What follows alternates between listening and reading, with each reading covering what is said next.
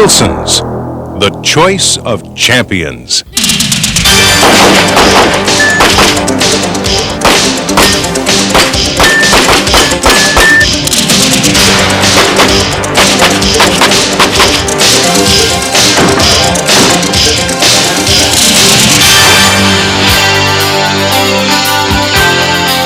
For more than 15 years, Bill Wilson has been at the forefront of competitive pistol shooting. First, as a champion masterclass competitor and an internationally recognized pistol smith. Today, Wilson is known as the world's leading manufacturer of pistol parts and accessories for both competition and self-defense handguns.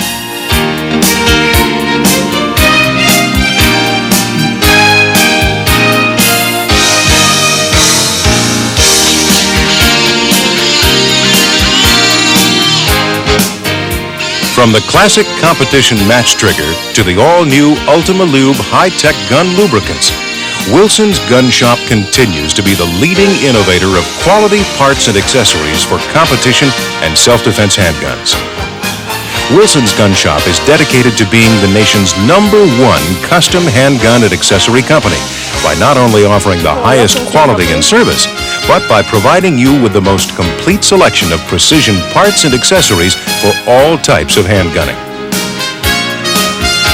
Wilson's gunsmithing and competition-proven auto pistol accessories have been used by champions for more than 15 years and continue to be so, as they were an integral part of the pistol used by Jerry Barnhart in his winning bid for the 1992 USPSA National Championship. The gun is probably the easiest gun I've ever had to shoot. It feels like it's shooting itself, and I'm just standing there holding it. I really like the gun.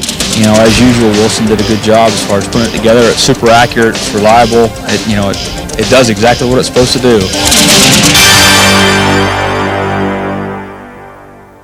The Wilson Combat Shot Buff has been a standard of champion competition shooters for more than 10 years. Its performance has been competition proven, as over 600,000 units have been sold. The original Wilson Combat Shock Buff is still the best, and the new Shock Buff recoil systems are designed to improve functioning, accuracy, safety, and of course, to extend the life of your gun by absorbing some of the pounding from heavier loads.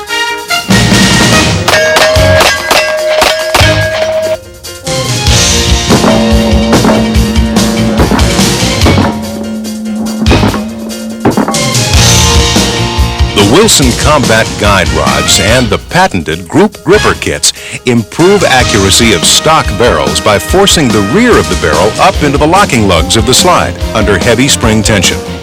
8 different models are available to help you get the most accuracy and reliability with your handgun. Wilson's manufactures a complete line of high-quality auto pistol sights, from the original #3 Wilson Combat High Visibility Combat Sights to the new #367T Night Eyes Tritium Insert Night Sights, incorporating the famous 3-dot sight picture, which is ideal for shooting in low light conditions. And when it comes to competition auto pistol accessories, there's no match to Wilson's quality and selection.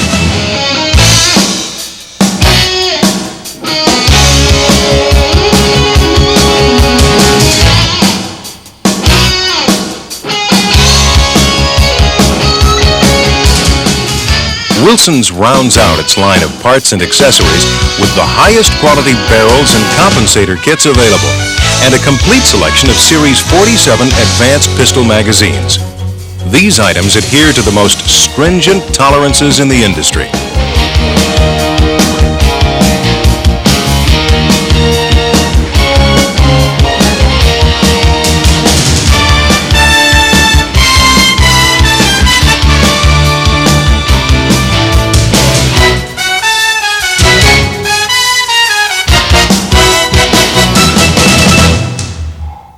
As American Handgunner magazine says, Wilson's parts and accessories are matched only by the quality and beauty of the pistols produced by the master craftsmen at Wilson's Gun Shop.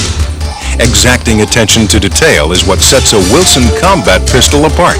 From the precisely hand-cut metal checkering to the exquisitely hand-polished finish, every facet of a gun destined to wear the proud hallmark of Wilson Combat is brought to the highest level of perfection. It's not just the flawless cosmetics either. Inside the heart of a Wilson Combat pistol, you'll find the same dedication to detail. The slide-to-frame fit is meticulously matched for maximum accuracy and reliability. The trigger action is perfected with the most advanced Wilson Combat components and then honed with skilled hands for a light, crisp let-off. And the match-grade Wilson barrel is precisely hand-fitted for X-ring accuracy. Wilson's custom handguns are the standard by which all others are measured. The highest quality parts, the most innovative designs, and the best service in the industry. Quality.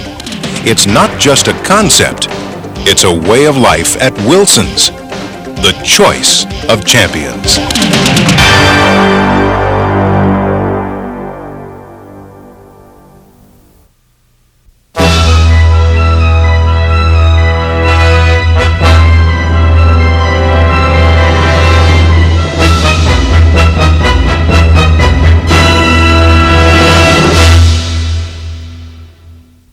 This is the Colt Series 80 Combat Commander model. I'm going to start off with just taking the grip screws off of it right now.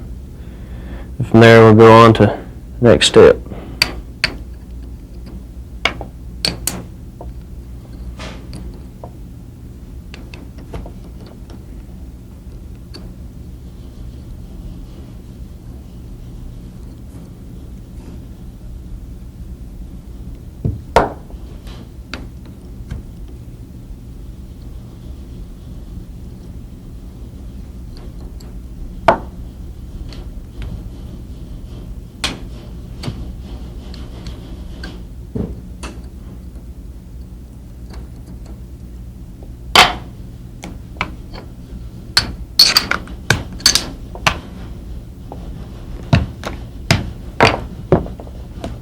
After the grips are removed, we go ahead and remove the slide from the gun.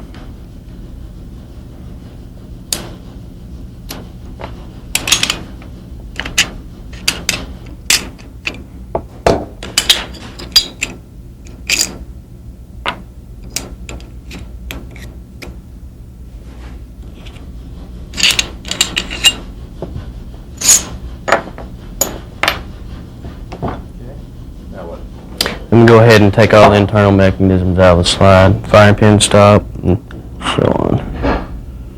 Now you're taking these out because of, you just want to go ahead and break the gun down? Just go ahead and totally break it down, yeah. Because these will all be worked on at a later stage, all these parts.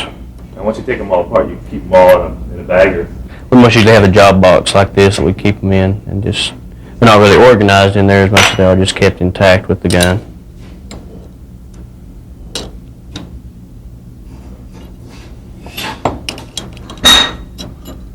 Extractor.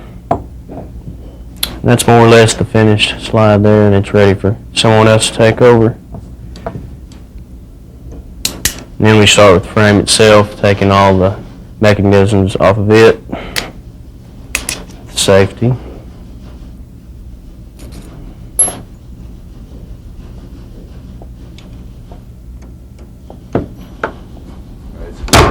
That's a punch there, right? Yes, it's punched. Just take the pin out of the mainspring housing there. Beaver tail's removed. Mainspring. Then all the trigger mechanisms are removed. Taking those two pins out.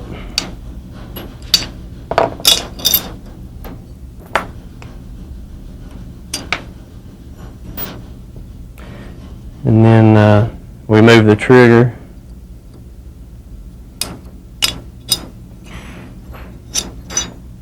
Manner such as that.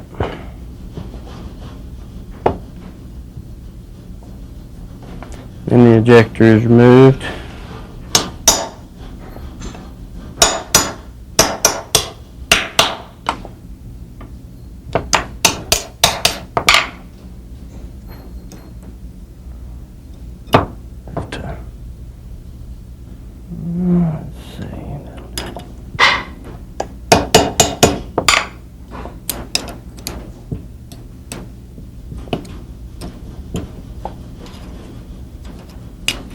kind of got to work it back and forth a little bit, stair step it.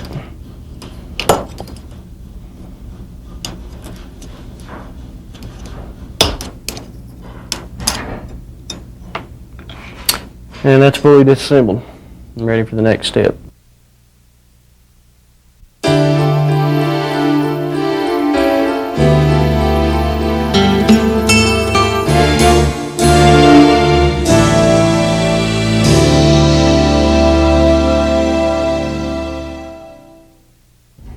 Okay, here the next step we'll be performing at the vise, and I'll be using a Fordham Dremel tool, and I'll be using a coarse polishing point, which I'll be working on the feed ramp with. And what I'm trying to do here is establish a smooth feed ramp so that the bullet will feed up into the barrel efficiently. I'll start on that now.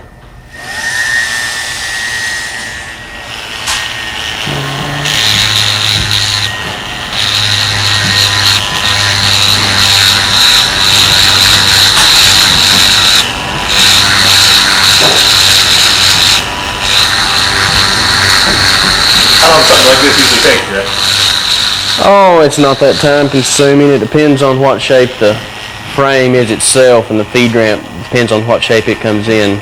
And you know, if it's rough, you might have to go ahead and take a coarser action and use some sanding bits or whatever on it, or it could come down to using a file in order to get all the... Really? Been finding lots of clean ones here lately, so it's been good.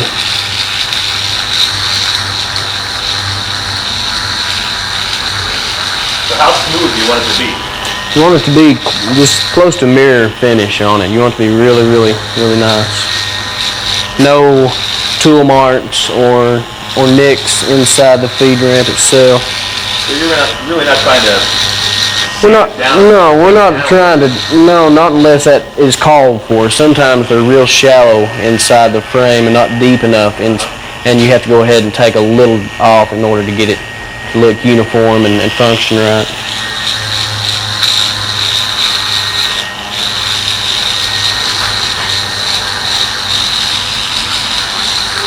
Back out a little bit.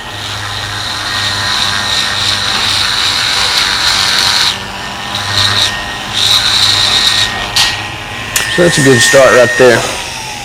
And from this point, I just go ahead and remove the coarse polishing point and work it with a medium grit polishing point. Yeah. Just take it down from different stages on down to the smooth finish, which is what we desire. What we're doing is just staying with the same angle that we have, and not taking it any deeper or, you know, making it a more steep face which the bullet will contact. We're just keeping it the same.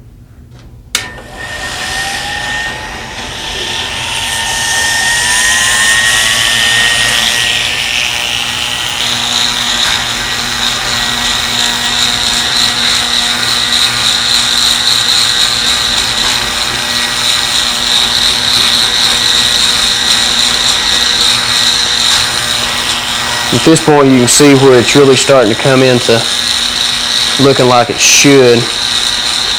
This step always seems to make it more defined.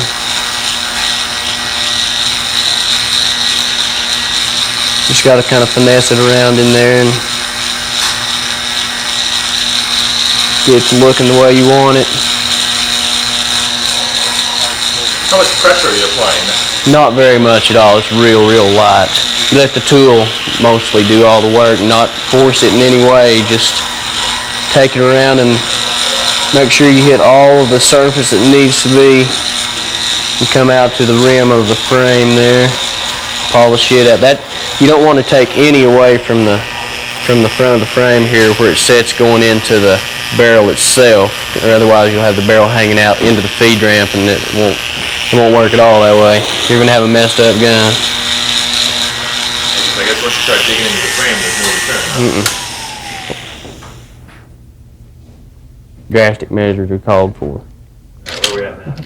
I'm going to this is what I call a bright boy, and it's what gives it the really, really good shine. Right at this is the last step. You can basically use any Dremel tool in this process. Yeah, handheld Dremel tool will work just fine.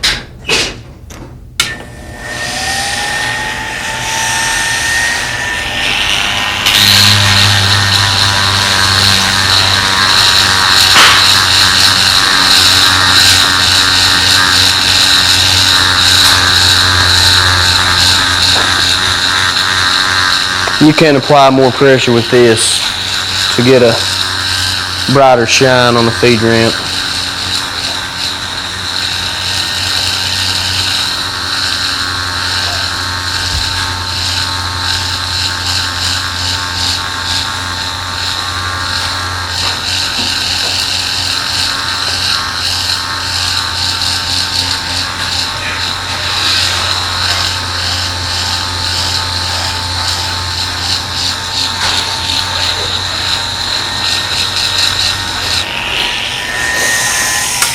Okay, so what do you got?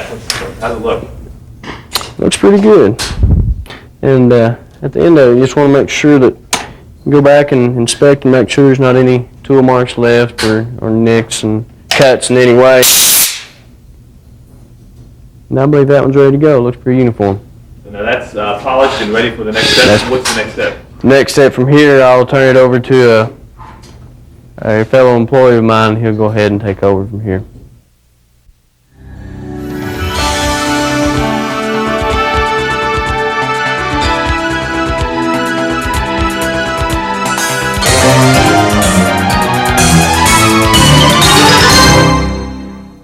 Okay, what we're going to do here is I got two barrels here. I got one of them is a Wilson 45 match grade barrel for Commander, and the other one is just the stock barrel that come out of this gun.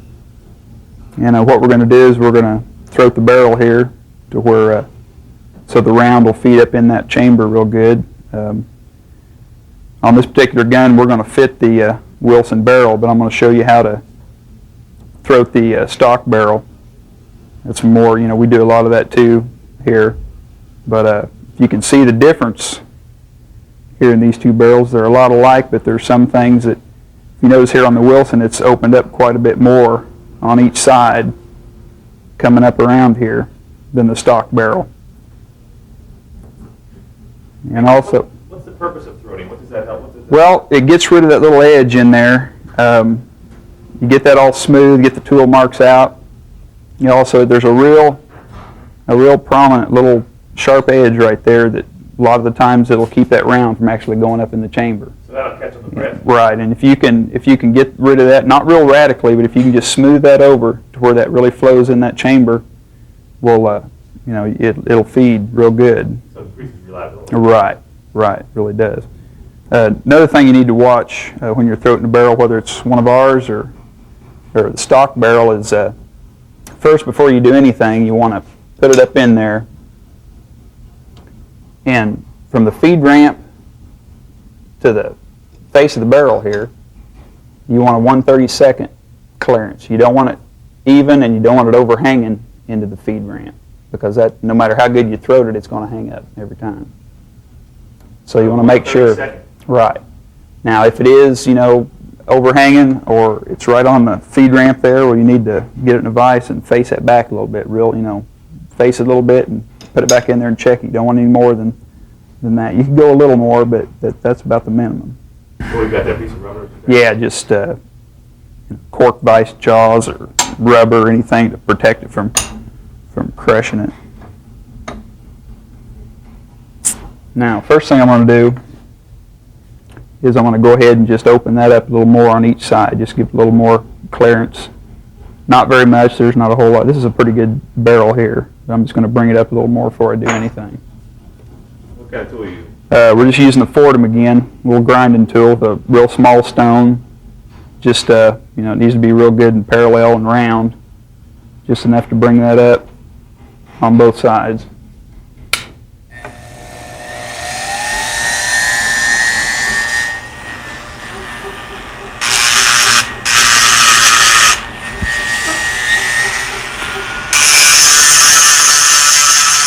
You just pretty much want to follow what's there.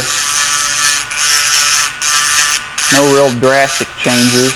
You don't want to get too far down in the chamber. You don't want to get out here to where you lose what Colt's already put there.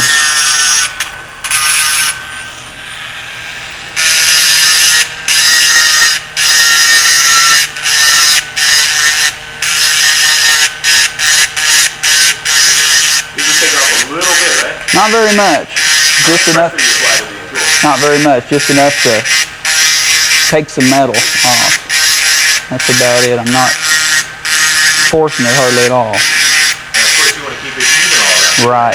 Right. I want both sides even, and I want it, I want to keep that line in there on that throat. I don't want to deviate from that.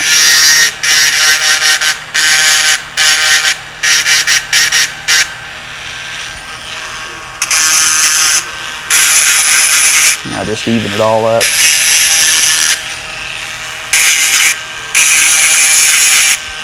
Okay.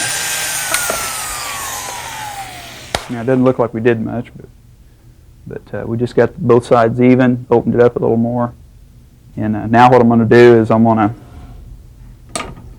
that little sharp edge I was talking about right in there, from this angle going straight into the chamber, I'm just going to slightly break that edge and just get it from being a sharp edge to, semi-rounded, semi-radius. And what kind of tool is that? That's just it's just a little three-sided sharp scraper. It's really sharp, and it's just going to be able to get in there and do some scratching around to be able to get that off of there. It's pretty hard stuff. So I'm going to go ahead and just scrape a little bit. You don't want to just really take a lot off, but you want to stay even, and you want to basically just break that edge.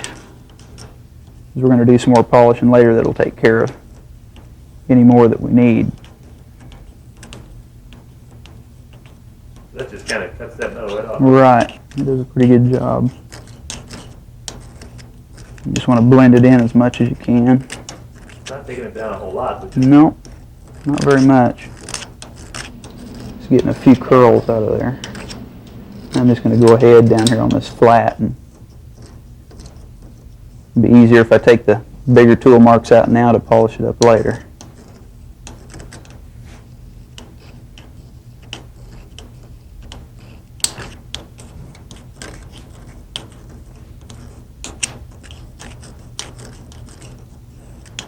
Again, the slower you take it, the better off you'll be. You won't take too much off because that's not good.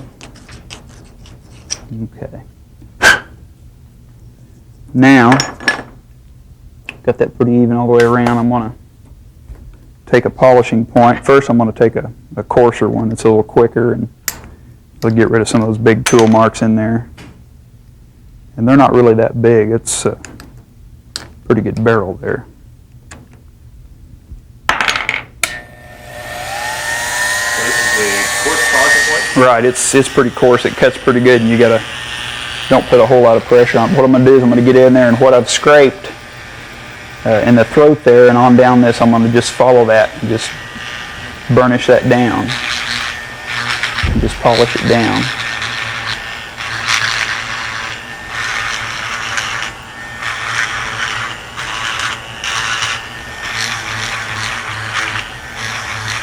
Just bringing it down with that angle that's already there.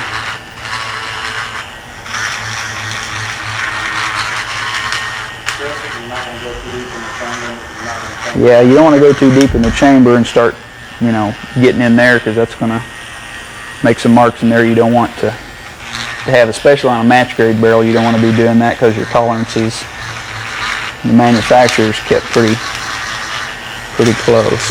And you don't have to put a lot of pressure in there either. You're just shining it up, getting it slick, and taking tool marks out. Okay, I'm going to switch over to a finer polishing point for the final polish up on this.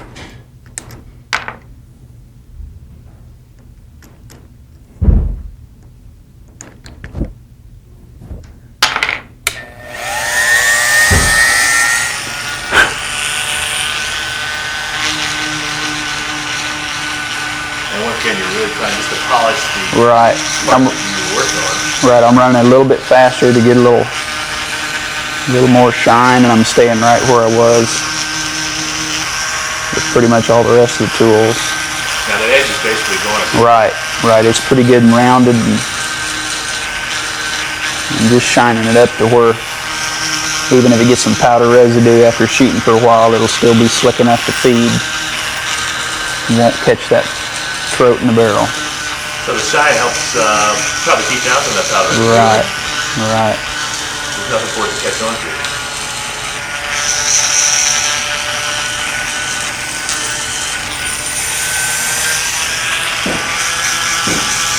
Set it up there a little bit. Yeah. Some tool marks I'm having trouble getting out. Whoop.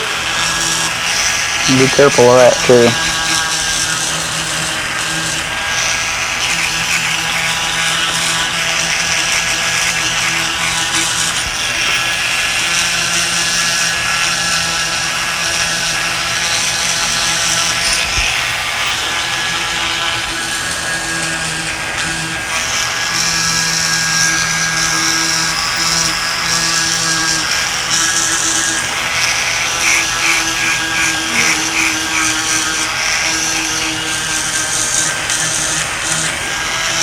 Looking better.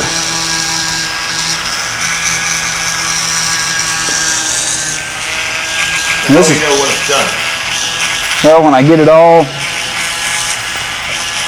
flowing in together and get all the tool marks out, get it all shiny, we'll call it good. And two, this is something that, you know, probably everybody should have done, or, you know, it just helps reliability and helps feed different types of ammunition. A lot of times if a stock gun will feed one, it usually won't feed too many others.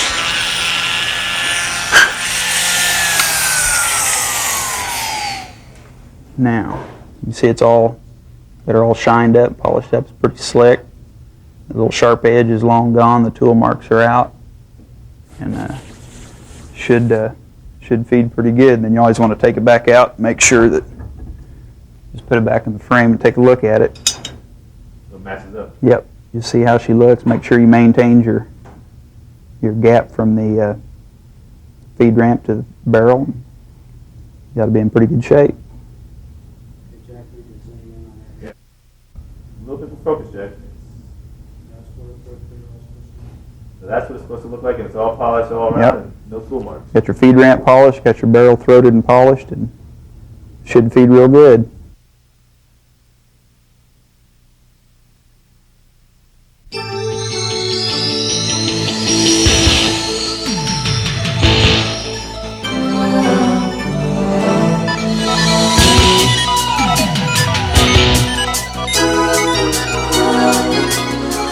Okay, what we're going to do here is we're going to talk about ejection port work, talk about lowering it, talking about fairing it back. Most of the newer Colts, 80 series, and pretty much all the different models, they're already lowered. Some of them are already faired back, like this Commander, and the Gold Cups are usually always faired back a little bit from the Colt factory. But this government model here, it's lowered, but it's not faired back. We're going to show you how to fair this back. These 80 series, like this Commander and this government model here, what I mean by already lowered is from the bottom of the slide rail to the bottom of the ejection port, we like to have that be somewhere in the range of a ½ inch or 500 thousandths. So being these are already lowered, we won't be doing any lowering, but your 70 series and your other manufacturers, they may tend to be a little higher. And the reason we lower those is most people today are hand loading, and when you open those up a little bit, the brass gets out. You don't want it, bending the brass, and so you can reload them, and also just for ejection reasons, just so the gun will cycle and operate correctly. So reliability. Yeah, right. So what we're going to do is I'm going to fair this back, just cut a little relief in here to where when that slide cycles and that brass pops out, it's going to have clearance to get out of there and not jam up in between when it goes back into battery, hit behind the barrel and the part of the slide right here. Also, it's going to help from bending the brass when Now, it comes is that out. already lowered properly? Right, this is already lowered here. Measuring this like Right, yeah. In fact, this one's under, which is fine. On scope mount guns we do too. We lower them even a little more just for extra, because sometimes you got a scope mount hanging out up here, bottom of the mount, and on scope guns we lower them an extra 100 thousandths. So it ends up being, the lowest you can go, that would be yeah, to be safe on the strength of the slide right here. We go ahead and fair them back and we lower them down another 100 thousandths. But on just a standard gun like this with no scope, just a ½ inch right in there will be fine. So I'm going to put this in the vise, and we're going to ferret back. I've also got some safety glasses on, which is always a good idea when you're doing some grinding. What kind of tool are you going to be working with? Now we're going to use the Fordham again. We're going to use a little bigger stone this time. And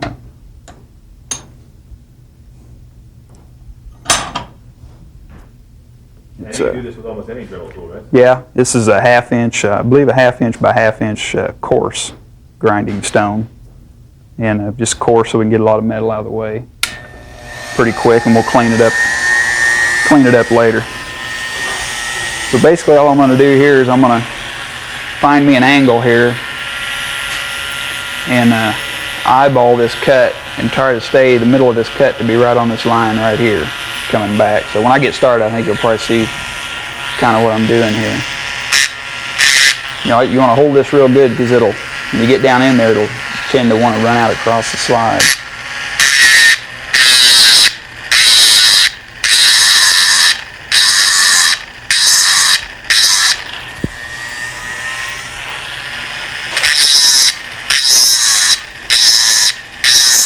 Also, when you're doing this, you want to, some of these are thicker than others down in here. This one's not very thick. You want to look down in here and make sure you don't get too much into the breech face. In fact, you don't want to get any into it.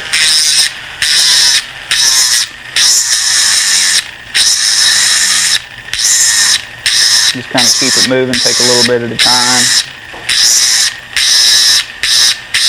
You're not really cutting through it. No, right. Just kind of a kind of a teardrop type of shape. Or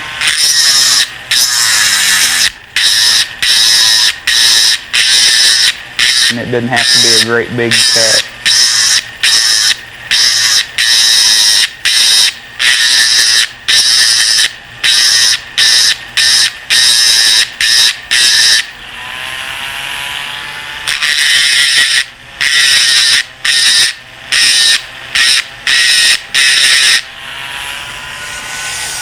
You can vary the length on it, I mean, however big you want yours to be, or that right there is probably plenty. Like I said, when that brass comes out of there, it's got a place to go.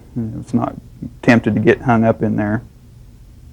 So really, that's just an eyeball. Right, operation. right. You can make it a little longer. We like to keep them all, you know, pretty much the same looking, the aesthetics of the gun. You can do a lot, you know, deburring the edges of this around here, sharp corners, get rid of the sharp corners for holster, and also for just handling of the gun. You know, you don't want a whole lot of sharp, snaggy edges, especially shooting competition. Okay, we're back here at the workbench. Just got done fairing this port back here. And what we're going to do now is we're going to take and just clean up the tool marks in there. It looks pretty uniform, but there's a lot of tool marks in there from that stone, and especially if your metal oil slide like this, it's really going to show up, and we just need to get that smoothed out. It doesn't have to be, you know, quite as smooth as something like a feed ramp or anything like that, but you want to get it smoothed out, get some sharp edges off this feed ramp here, or off this ejection port. And so what I'm going to do is I'm going to take this coarse half-round file, and the reason I'm using a coarse one is because it cuts the best, and you need to just get in there and see what it'll do, and just follow the lines basically of what you've got there, and you'll be able to see once you start filing what kind of marks you're making and where you're going. Take it easy. And you're just anchoring the gun. Right. I come back to the workbench here so I can you know, hold on to it and get a good grip on it to file here. And you can pretty much see what you're doing once you get started. You can alter the shape of it or the length a little bit, however you want. But I do most of my shaping with the stone, and then just come in and take out tool marks with the file. I'm using pretty good pressure here. Usually these slides are kind of hard. My file's kind of worn also. I'm just staying with what we've already got.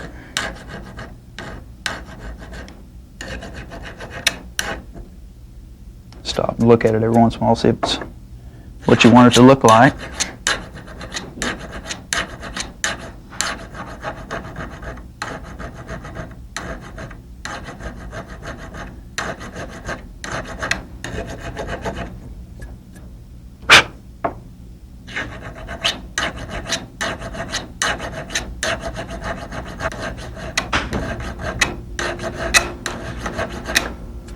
Sometimes these slides vary in hardness, so you might have a little trouble doing what you want to do in here. Is that from manufacturer or gun to gun? It varies pretty much from gun to gun, also manufacturer to manufacturer. A lot of the times, Colts don't vary quite as much from gun to gun, but a lot of times you'll get slides from other manufacturers that are pretty hard and or pretty soft. A lot of times you can tell that more when you tighten a slide and do work like that. Now, you see this little part right here. It's been chamfered a little bit from the factory, but I think we can probably get a little more off of that.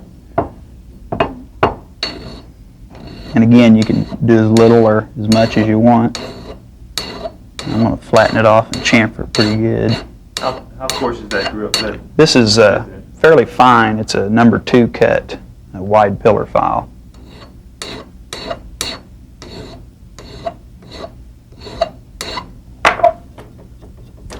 And then also, I'm going to get a fine half-round file here, and it's a pretty good edge right there all the way around. So I'm going to go ahead and just break that. So it's not so razor. A lot of them are pretty razor sharp.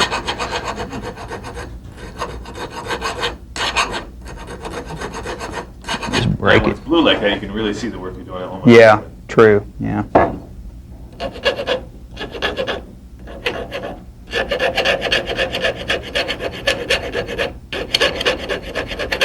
I usually do a lot more breaking of an edge right there because of the holster. You get the gun in the holster, it'll tend to grab on that.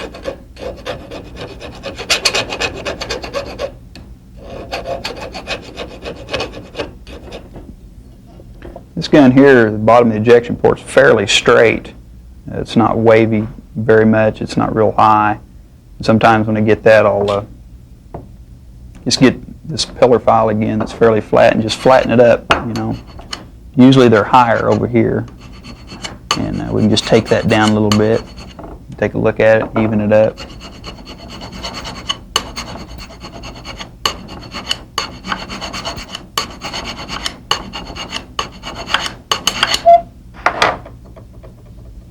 Okay. Go in here and kind of help that out a little bit. So you're knocking it down a little bit? Right. This little curved radius right in here, after I flattened that down, it dropped that down below that level, so I'm just going to get rid of that, make it blend in a little more.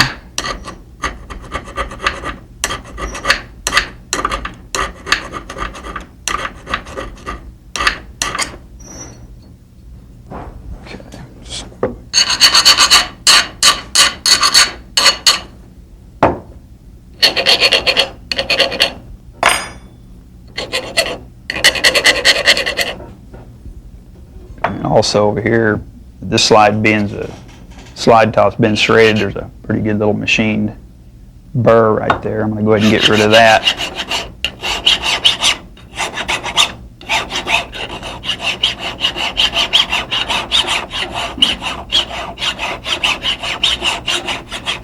And again, there may be some Colt tool marks in here on this little flat.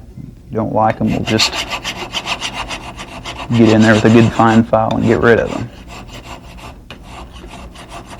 Shines up pretty easy, huh? Yeah. Usually tool marks in there aren't too bad. And then, once you got your edges broke around here, how much ever you want, you remember I did some filing in there. I'm going to get some coarse polishing paper. I believe this is, I think this is 120 grit. And got it wrapped around a dowel that's about the size of that, to where it'll fit down in that little concave area and kind of polish that out a little more. Get my file marks out of it. Just, again, staying with what I've already got there. I'm not altering the shape any.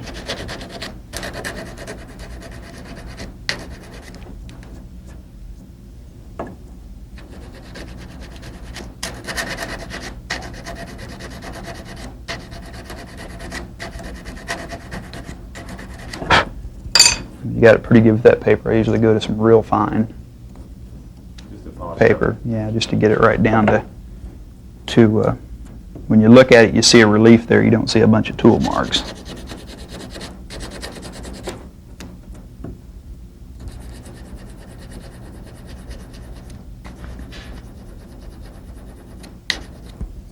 Go back to my course again here real quick.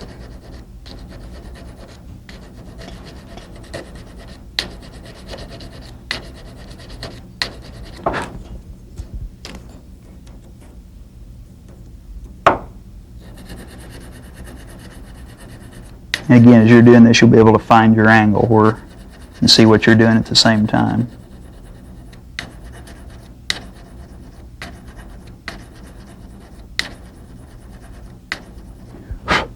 And then all these little edges around here that we just broke, where you can take your paper and go around on those and kind of get rid of the roughness. So they're good and smooth.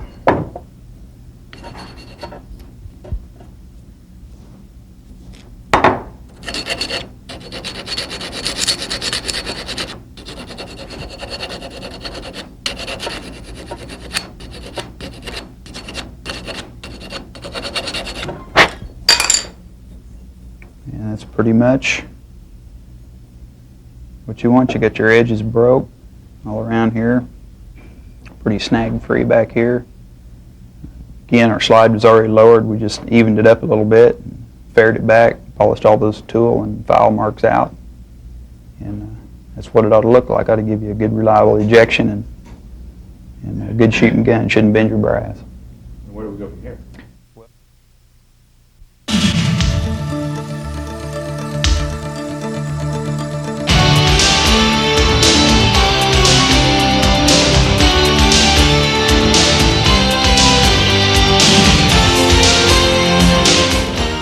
Okay, what we're going to show you now is we're going to talk about polishing and adjusting the extractor, and it's fairly a simple operation, but it has a lot to do with reliability of the gun and proper extraction, and also helps when you get the case out of there properly, it helps to properly eject it. This is a fairly important operation. Right, it is, and if you have a gunsmith do it or you do it yourself, like I said, even if you have a gunsmith do it, it's usually a relatively inexpensive operation. And it plays a lot in reliability. Even just a stock gun out of the box usually doesn't have enough tension, and if it does, it's probably too much. And some of the angles in the extractor hook and area there are usually not smooth. A lot of edges for the case rim to be jumping on and things like that. So this particular extractor right here is just a stock Colt out of the gun. It's not had anything done to it. As you can see, if you can see that right there, it's not a sharp edge, but it's not very radius, not very round. And the way the extractor works is reviewing the slide this way, this being the muzzle and this being the back. As the extractor sits in the slide, case is in the magazine, and when it goes to feed up underneath there, it's at a slight angle. And it needs to be able to slip up underneath there and come straight in the gun as it goes in the chamber. Now, if you notice right here, again, I said there's no radius there. It's a pretty sharp angle right here. We're going to have to relieve a little bit of that right there. Not a lot, just smooth that down to where that flows, to where that extractor can slip up underneath there rather than snap or stop and not slip up underneath there. It needs to slip up underneath there with some tension and smooth, so it engages the extractor groove in the case rim underneath the hook of the extractor. You got a little ledge there that you want to Yeah, tape right. Here's an extractor that obviously somebody's done too much. You can see the difference here, maybe on a side view, where you got this little bit of material here, and they've taken it almost completely off. And probably the case here was that obviously they took too much, but you want to take a little bit of that off, because if you don't, once you get over to the vise and start bending the extractor to get some tension on the case, if you don't get rid of that, you're going to bend it and bend it and bend it and never get anything, because that rests on the inside cut of the slide, that channel that extractor fits in, and it's never going to get up to your case. So you need to take a little bit of it off, but obviously not that much. Show us the side angle of that. Just the other way, the other side. There you go. That'll work. Perfect. You can see they've taken a considerable amount off there, more than needed. Right. It's almost flat. And so what you want to do is take a little bit of that off. You know, a few swipes of the file, and if you need to, stick it in your, stick it in the slide and see if you can look in there and see if it's catching or not. I'd say to estimate, 5 to 7 thousandths maybe. Sounds like a lot, but it's really not very much. Another thing you're going to want to do is this little flat area right here, up in there. You don't want to change the angle any. All we're going to do, if we do anything to that, is we're going to keep that flat. Keep that 90 degrees in there. You shouldn't need to bring that forward any, and you shouldn't need to alter this way or this way any. You just need to keep it flat and keep that 90 degree right in there. Because that case rim has got a 90 degree right on just inside the extractor groove there. So you want to keep that. Another thing we're going to do is, like I mentioned earlier, we're going to radius this slightly so the rim can slide up underneath there over that. We're going to relieve this area right here just ever so slightly. For instance, here's an extractor that's properly adjusted in that area. If you can see that, see this sharper angle here. There you go.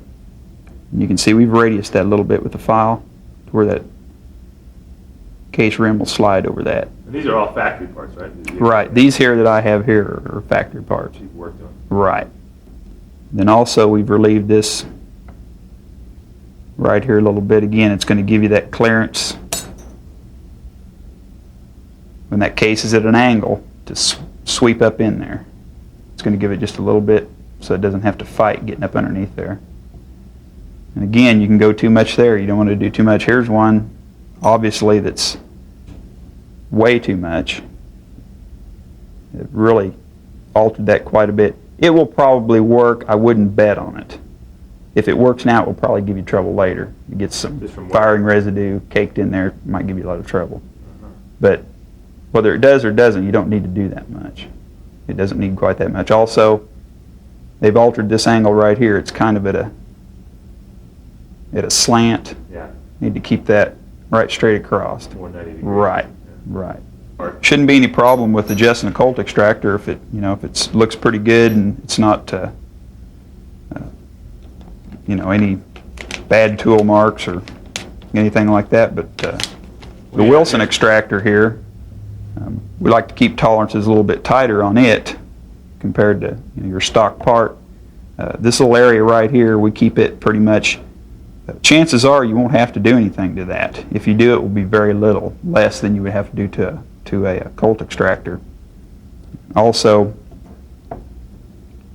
we've slightly radiused this in here already. This angle in here should be good and flat, low enough to get plenty of case rim engagement in there. This angle's good and straight across here. The only thing that you would probably have to do is, like we talked about earlier, is relieving that just slightly in there, getting a small square file in there. And what I usually do is when I get one of our Wilson extractors is I'll go ahead and just lightly with the file just take the blue off that and get it slick. I won't take any metal off, I'll just take some blue off and then slightly get in there and relieve that just a little bit. Let's compare it with this right. Colt.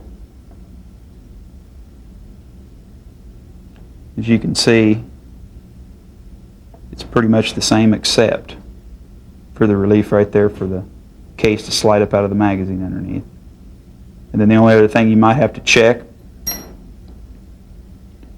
is hold it up and just look through there. And what you're looking for, we want a little bit of daylight between the top of this hook where it bottoms out inside the extractor groove. If it's touching the case, it's not the proper way to have it. And if it's touching the case, you just take a file and just slightly take a little bit of that down. Don't change the angle any at all. Just take that down, hold it back up. Make sure you get any clearance at all, be fine. But you want the rim of this to set down in that flat groove. See the stock Colt compared to Okay. the Wilson. Compare that now with the Wilson, the stock one without any work done on it. Okay, it's pretty much, you shouldn't have to take any off the top of here. It's plenty low. In fact, if you did any, you might run into where there's hardly any hook there at all. And if that's the case, you'd want to lower this right here a little bit and keep checking. And lower it flat down. Don't lower it some up here and not enough back here, or vice versa. You want to keep it all the way across there without changing the angle, bringing that hook forward. Because if you thin out your hook too much, after a while that hook may just break off. It could, possibly. So you want to keep the thickness there. Keep it flat here. And you can take it down a little bit. That's not going to hurt anything. But again, if you take that down, you might run into the problem where it will start hitting up here too, so keep watching both. It's real important. But again, the Wilson Extractor, it's got a lot of that already done. And also notice something here on the back. This Colt's already done, but usually those are square edges right along there, like back here all the way out to the front. Those are already chamfered just to help ease in and out installation of the extractor, putting it in and out, so it doesn't hang up inside the bore. And that's like that right out of the bag. Right, right. Both sides are chamfered out there. Yep. Okay, one of the first things you need to do before you polish and adjust the extractor is you put it in the slide. We're going to see if it's got any tension at all or if it's got too much. It may have too much. Put the extractor in just loose, nothing in the slide, no firing pin or 80 series safety parts. Slide it in. Just by feeling this one, I can tell it probably doesn't have any. It slides in and out pretty easy. And take your firing pin stop. Get it lined up. Just slide that in there to hold that extractor where it's going to be in the gun when it's all assembled. Take a dummy round, whatever caliber your gun happens to be. This one's a 45. And if you can reach in there and just push it underneath, I can feel right now that it has none at all. It just falls right out. So obviously it needs some tension on it, it needs some work. So if it was properly adjusted, that round would what? Right, if it was properly adjusted, it would slide underneath the hook smooth, in and out relatively smooth, not hanging up on anything. And you would be able to, once you got it slid underneath there, you could turn your slide any direction and it should stay in there. Upright, upside down, anything. It shouldn't move. Right, it's going to hold on to it to pull it out of the case after it's fired, or pull it out of the chamber after it's fired. But this one definitely needs some tension on it, needs some work, which most all of them do. So, next thing we're going to do is we're going to polish and adjust the extractor to where we can get some tension on the case for proper extraction and ejection. Most stock guns have either no tension or too much tension. So what we're going to do is we're going to file some little different angles on here, clean this extractor hook up, take some metal off, and show you how to get it right. Now, first thing I'm going to do is I'm going to take off some metal right here on this little radius. There's quite a bit of metal there. But that's going to prevent the extractor, after we get it tensioned, from hitting the case. So we're going to remove some metal to where we can get some tension on the case. That's the first thing I'm going to do. I'm not going to remove a whole lot, but we're just going to get it down a little bit to, rounding it over. yeah, Trying to just keep the same shape. right, staying with what we've got, but we're just moving down. 9 times out of 10, if you get everything else done right and you put your extractor in, you still, after you've slightly bent this and putting tension on it, you still don't have any tension. You've still got too much metal there. That'll fool you a lot of times.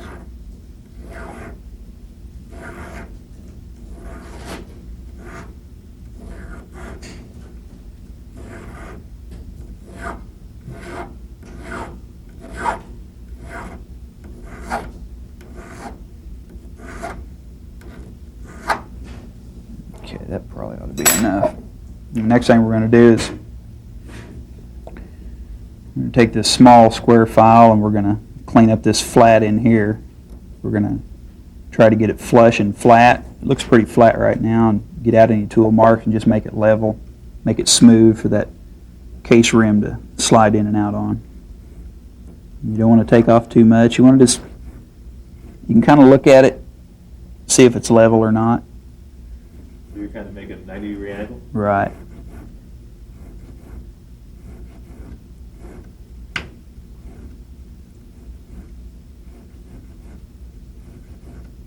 It looks pretty good.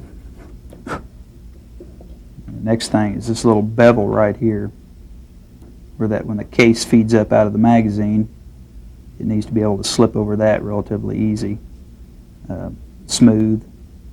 So we're just going to radius. It's pretty much a square cut right now in relationship to the flat end here and the side of the extractor. So we're just going to radius that a little bit so it doesn't have such an erratic jump. And again, you don't want to do too much here. You just want to keep it even. Keep it smooth. You don't want to get too much over this way.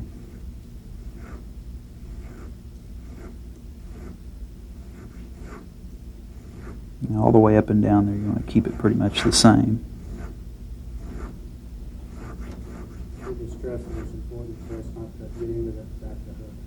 All right. You don't want to get into this area up here. We're going to do something a little different right there later. But you don't want to get up in there and really, round the top of this part off or get down any end of there. You just want to keep it right now. You want to keep it pretty much parallel with the side of the extractor. You can have a real good polished and adjusted extractor, but if your hook area there is messed up or not done right, it just won't catch the case properly coming up out of the magazine. Now, next thing, we're going to put a little bit of a hook on here.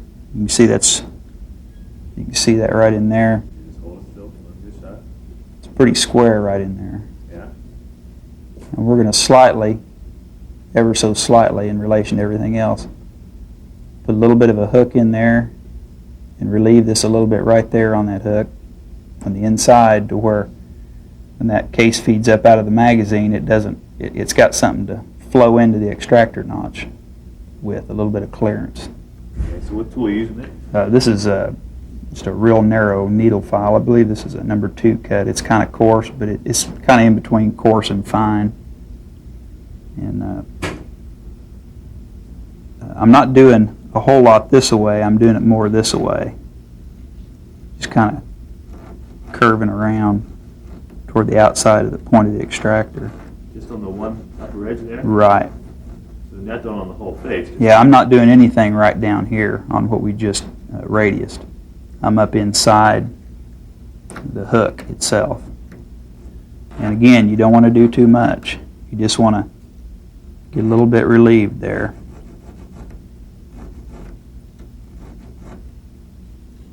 And take a look at it every once in a while and see that you're where you're going. See, you're not doing too much, because it's easy to do. It's really easy to do. And that ought to be about good.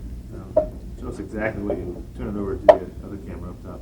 What do you try to do there? Well, if you remember, that was straight right through there. Now we've got a little bit of an angle on it, about the angle that lies with my file right there. Instead of being flush and square, it's a little more out this way, very slightly down. Just on that top edge? Right. And if you position your extractor, think about it when it's in the slide like that, your cases are going to be feeding up, so it needs a little bit of relief to get in there, to get up into that notch and under that hook. Oh, so that's the object. Right. So all I'm going to do now is, after we've made this little cut right here, I'm just going to clean it up a little bit and also let it flow down with that radius there where the case lip feeds onto that. This is just a finer bit. Right. It's just, we're back to that fine square file again. And again, just keeping everything with that radius and the angle in this way.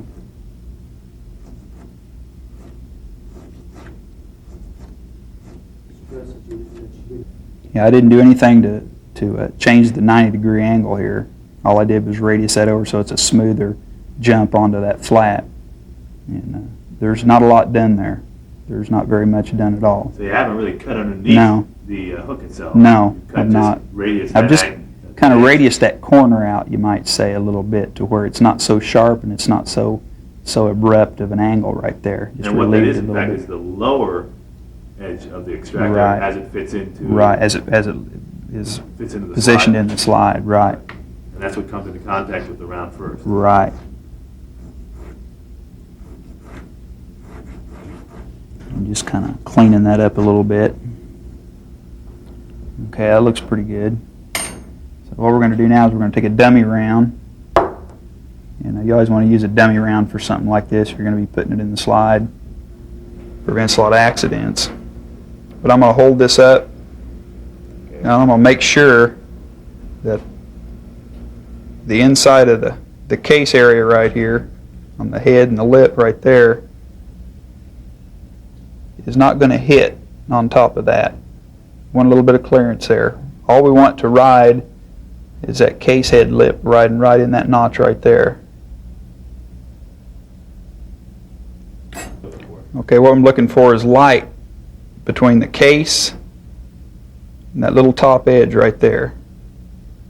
And if there is some, that should be plenty because it's not going to go any lower. We want that extractor to keep tension on that rim of that case right there. But you don't want it to be all the way touching. Right, no. If it's touching, just lightly foul that off, just foul it off square and flush and check it again. That one looks like it'll be okay. Okay. Next thing we're going to do, this little area right here, it's not a sharp corner. It's got a little bit of a radius to it. We're going to slightly radius it just a little bit more to keep it out of the way, again, for that case coming up in that extractor hook. Now, I'm not going to do near as much to this one as I would another one that would be a real sharp corner there. I'm just going to really slightly just run that over.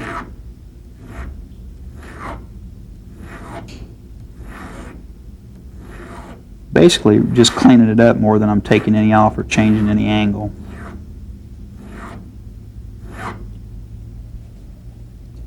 You can see that. Turn it a little bit this way, maybe. You can see it's a little more rounded over here than it is over here. Just a slight. Right. Again, your case is coming up in this way, and you don't want anything hanging up on it. Okay. Now the next thing is we need to go to the vise, and we'll show you how to bend this in certain little points to get the tension on the extractor before we put it in the slide and check it with the dummy round, sliding it underneath that extractor hook. Now, Chris, this seems to be like a very important part of tuning and reliability for the gun. This part you just did. Yeah, if you get too much extractor tension, it's not going to extract and eject right, and if you don't get enough, when your gun opens up, comes out of battery, your case may fall out from underneath it before it ever really gets pulled out and in the proper position to be ejected out. So it's a pretty critical point. It needs to be right. Now, the relationship between the filing and of the part now and the bending of the part, how does that come into play? Actually, with the bending, what's more important? I'd say they're both just as important because one, you're getting your angles correct to accept the case as it comes up into the hook and the hook area, and then the bending is going to give you the tension on the case once this is inserted in the slide. Okay, we just got done adjusting or polishing our little angles here on our extractor, and the last thing we need to do, which is probably still one of the most important, is to adjust that extractor where it's got the proper tension when it's in the slide. It's got the proper tension on the case. So what we're going to do is we're going to put it in the vise, and we're going to at two different places, and we're going to slightly tap it with the mallet to get a little bit of a bend in the extractor. Not a whole lot, but it's going to be ever so slight. So we're going to go ahead. What we're going to do is up as close as we can up here. We're going to clamp it. You don't want to hold on to it by the hook itself. Because No, right. You want to stay back away from that. You don't need it real tight. Just snug in there to where it's not going to be moving around on you. And you can get plastic nylon mallet or a rawhide mallet or anything that's soft that's not going to put a lot of dings and nicks on it or be so hard that it might break it. But all we're going to do is just You want to make sure you want to hold it here with your thumb slightly too, because if you wouldn't, chances are it'll probably just shear off right there. We're just going to slightly, as you bounce on it, you can see it start to bend a little bit. It'll stay. You don't want a whole lot. And then we're going to move it up just ahead of this little notch right here. And pretty much do the same thing.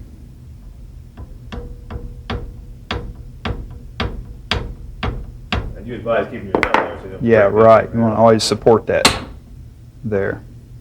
And then take it out, and as you can also probably see, it's no longer straight. It's got a little bit of curve in it. How much curve do you need, or does that change from gun to gun? Well, that'll change from gun to gun. Really what we're looking for is the tension, the way it feels when you slip a case underneath there. I'm sure this is probably too much, but that way I can put it in the slide and be able to work it a little bit slightly here and put it back in and check it with the dummy round underneath the hook.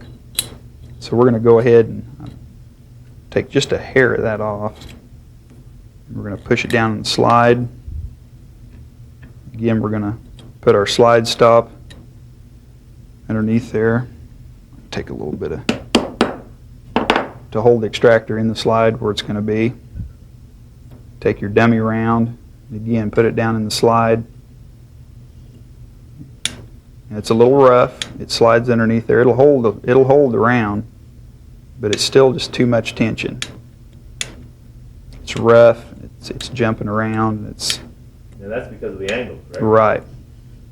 But it's got too much tension on it also. So what we're going to do is we're going to pull that back out.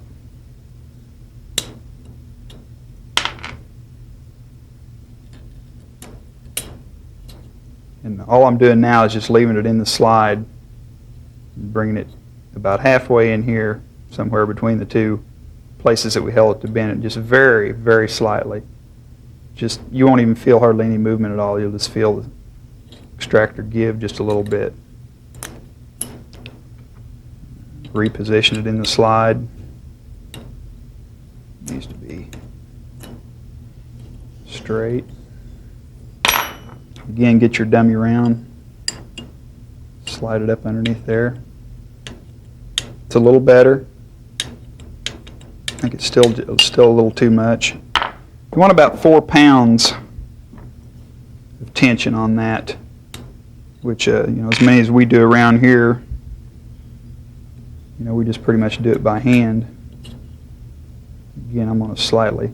Again, you can see I'm bending the opposite way of the way I bent it the first time in the vise. Take just a little more off.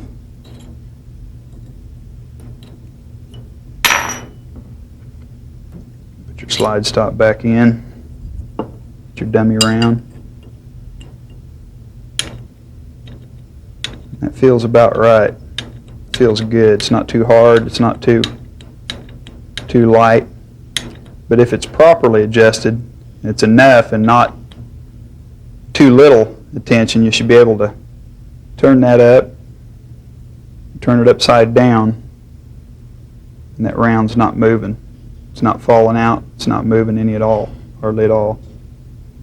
And if it feels smooth going in, it's not hanging up or jumping around, it should feed up underneath that extractor hook like that in the gun. But the real test will be when you put the gun together and actually shoot it, if it'll extract it.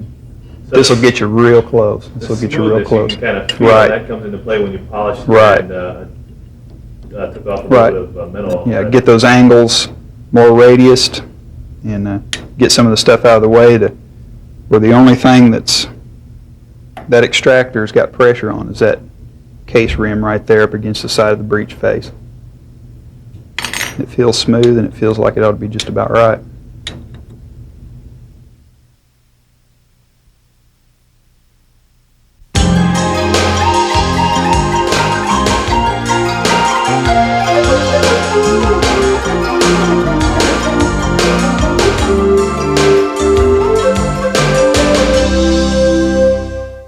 Okay, what we've got here is a set of Wilson number 61DN. This is the deluxe sight. These happen to have the 3 dots in them. Of course, these are available with or without dots. what we're going to do is we're going to install these sights on this slide. The first thing that we should do is we always use a smooth jawed vise here in the shop, so it makes it easier. We'll just put a little of this thick paper tape on the sides of the slide so that we don't mess anything up.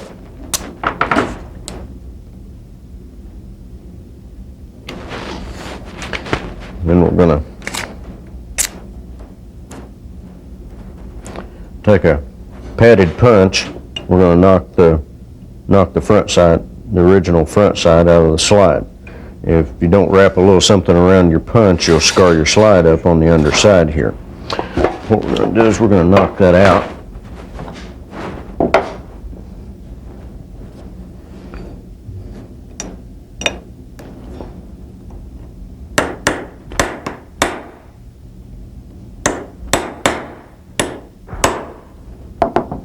Out it comes, huh?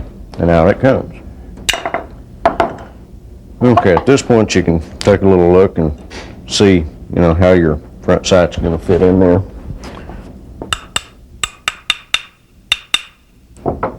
Actually, go ahead and drive it into place if you want to. Then you just knock that little fella right back out. At this point, we'll take a little quick trip over to the vise and actually bevel the underside of the front side hole. Why is that making a difference? Well, actually what that does is whenever you use the swaging tool, it gives you more material from the part of the front side that's going to be swaged, actually makes a brad on the underside. Yeah. And in conjunction with a little Loctite, the new front sight will, basically be on there forever. The only way it can get off is if the front side actually fractures, which never happens. Okay. We'll move over here and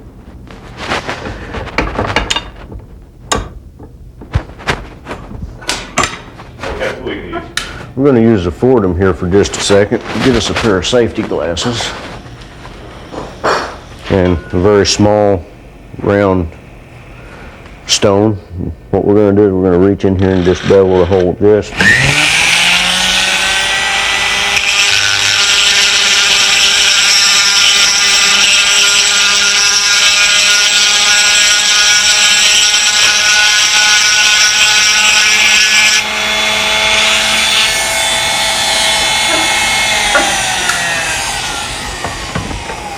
Doesn't take much. Just go ahead and show us what it's supposed to look like. What do you got there? A little bevel? Just a little bevel that we've put on the underside, and that'll be, it doesn't take a whole lot, just, barely enough to really break the edge to where you can really get some extra material swaged in that off of the front side.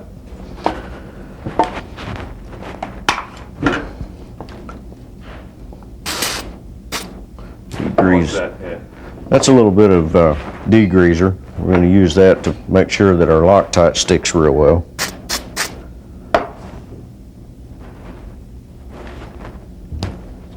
And what we'll do is we'll put just a little bit of Loctite in there.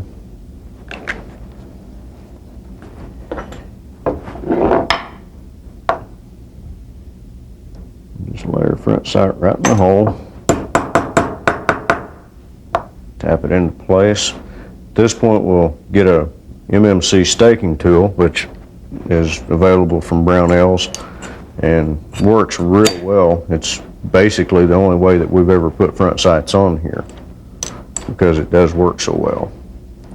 And then of course it comes with a little block that sits on top of the front sight. At this point you'd snug this down real well, but not too much or you'll smash the top of your front sight. And what we'll do is we'll put this in here, put just a little drop of oil on this.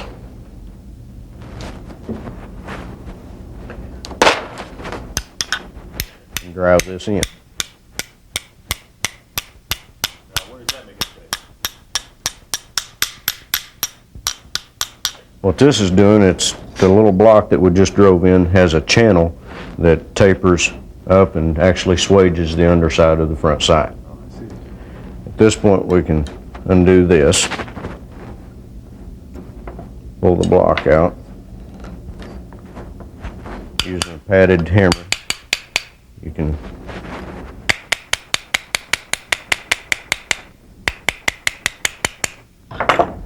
get it about halfway off, and then it comes right out.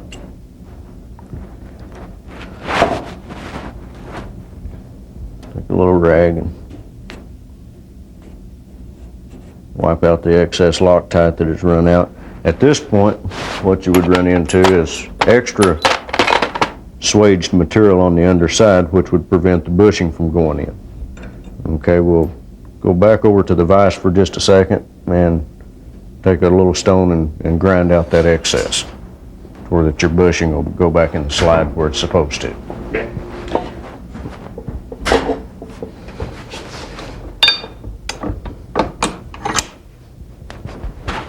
Okay, we've moved back over to the vise now. What we're going to do is gently grind off the excess material that we've got in the slide. Whoop.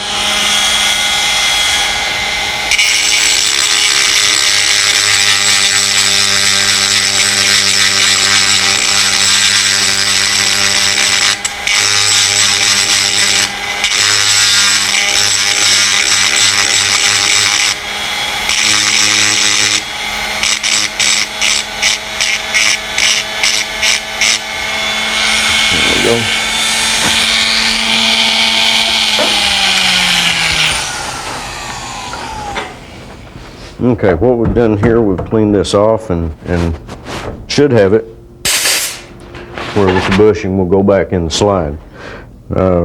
If the gun's not going to be refinished, which in this case it's not, you can take a little cold blue and refinish that little shiny part, or leave it there, whichever, because it's not visible on the outside. I might mention that a lot of people really don't know that swaging the front sights in is the best way to do that, because in so many cases a lot of the front sights are cast, and when they're swaged it just doesn't work out properly, which can result in a fracture of the front sight, or a lot of people think it's the fault of the swaging when it's actually the fault of the sight.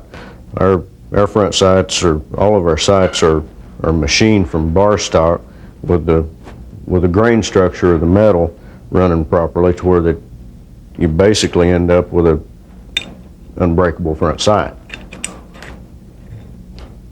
That pretty much, after you get that done, unless you want to color the inside of that with the cold blue, well, that pretty much takes care of the front sight. Okay, we'll stay over here at the vise and stick this back in the vise like so.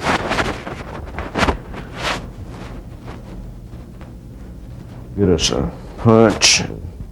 What we'll do now is knock the Colt rear sight. We'll use a steel punch to do this. It's much easier.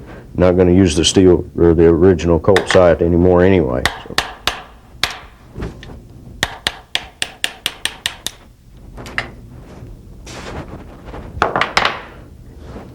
That gone. Chuck that back in the box.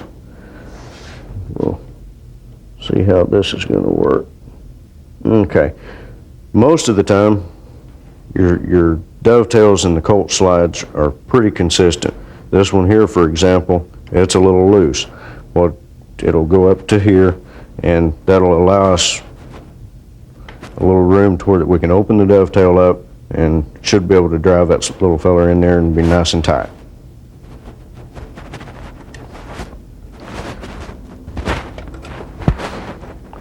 You want to be sure and take the set screw out to where that you don't scuff the underside of your slide whenever you're driving the new side in. We'll take a dovetail file at this point, and preferably, if everything works properly, all you have to open up is the top edges of the dovetail. So we'll do that and see how this turns out. Can we see this right here? Yeah. We'll do this other side first. So you have a triangle file there, huh? Well, what we've got a little dovetail file that's also available from Brownells, and we'll just lay it in there and come up against and tip it out just a little bit. Not removing very much because a little bit of material goes a long ways.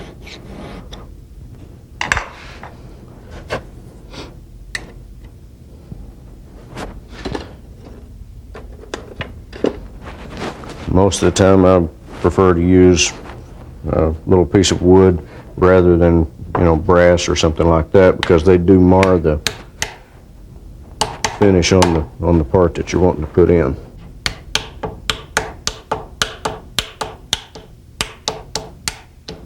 Okay. At that point, we can back up and put our set screw in.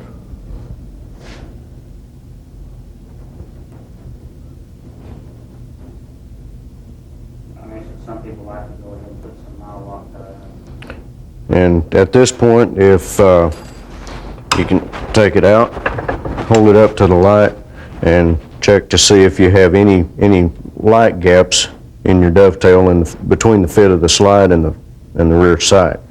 Some people, if they do have a little light gap there, like to just really not to seal it or really not to make it stick, but to close up the gap and to help hold the sight on there too.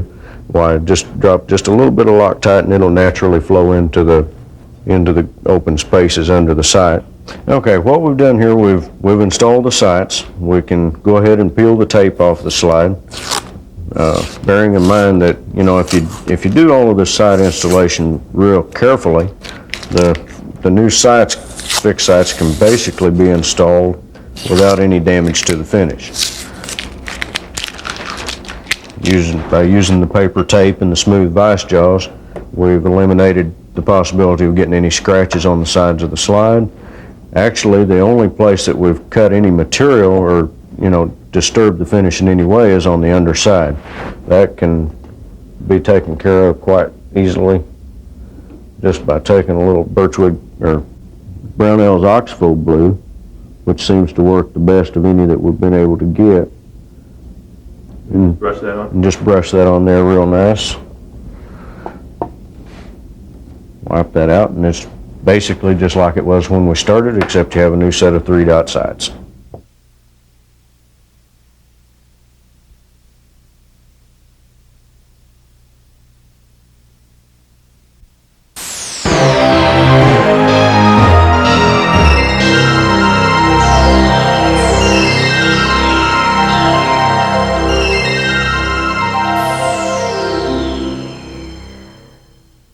Okay, what we're going to do now is we're going to open up the Magwell for faster reloads.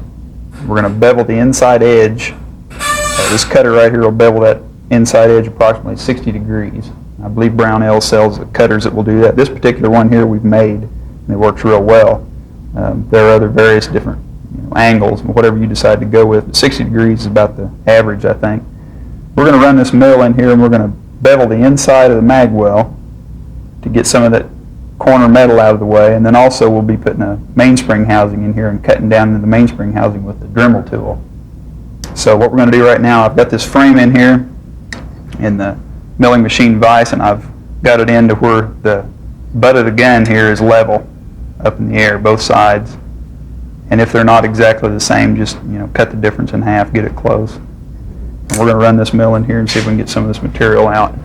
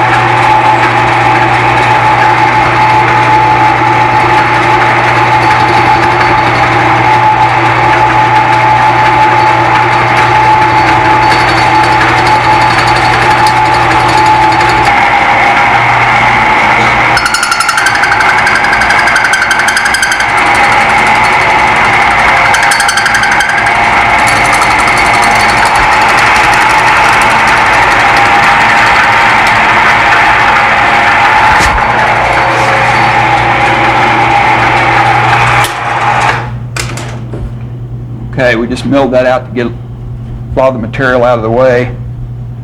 Like I said, later we're going to go in there with the Dremel tool, get our mainspring housing in. We're going to just contour this in so it all flows into the Magwell to get rid of any sharp edges that might help fast reloads. And this is normally what we do also with the Magwell on, which we call a super butt or super funnel on a lot of our guns, especially the super grade gets that. So we get this off of here, we'll be putting a mainspring housing in it and getting it in the vise and starting to take the Dremel tool and contour that around all the edges and get it looking a lot better. Okay, we just got off the mill after beveling the Magwell here. You can get a shot of this at about 60-degree angle. We beveled around there. We beveled it all the way around. And what we've done now is I went ahead and put a steel mainspring housing in here. And I left one side beveled so you could see the difference. And I went ahead and took one of these coarse stones with a Dremel tool and just laid it down in there at an angle, and pretty much whatever angle you want to go at. I went pretty much straight down into the frame and cut into the mainspring housing, not into the pin hole. You can kind of eyeball that, I think. And just kind of dish that out to relieve some area so when the magazine goes up in there, it's not going to catch on that big flat area we had right there. It used to be flat and square, and we've cut that all out, including the magazine or the mainspring housing. Went on over to the side. And what we're trying to eliminate here with this stone, or maybe a little smaller one, is eliminating this ridge right here and just basically just flowing all that together, just contouring that down there so it just funnels into the Magwell. No sharp edges for the magazine to catch on. Open that up so easy reloads. You can see we've already done that here. Maybe mention that double angle edge cost from cold steel attempt. Yeah. Trying to bevel the Magwell. Yeah, as you can also see this double angle right here. This is the cut that I made, and this cut in here is done at the Colt factory. And that's kind of their attempt to do somewhat of a Magwell relieving. And it shouldn't give you any trouble here. This is normally something that we do, this super butt or super funnel. We use our Magwell and put on there and do this same thing, which takes care of all the edges in here, and then you've also got a wider surface area out here with your Magwell to accept your magazine on reloads. You can see here where we've taken the stone and we've run up into the Colt cut, taken care of that ridge right here and blended it on down into the bevel that I made on the mill. Also, another important point we want to point out, if I can get both of these up here, these corners right here, we went ahead and took those out, just got those out of the way with dishing this out and funneled that on in there, and that helps a lot on catching the magazine as it goes up into the frame. So basically what we're doing is we're just opening that all up as much as we can. And it's up to you how much ever you want to open it. I think I opened this up here about to the maximum. I wouldn't want to get any more come down with the stone because you're going to come out of the side of your frame. But you can see how much we milled out. You can see how far we went here on the funneling with the stone. And then if you wanted to get one of our Magwells and do this, this would be a finished product here. You see the difference with the Magwell on and with the Magwell off. Basically we've done the same thing, just not used the part over here.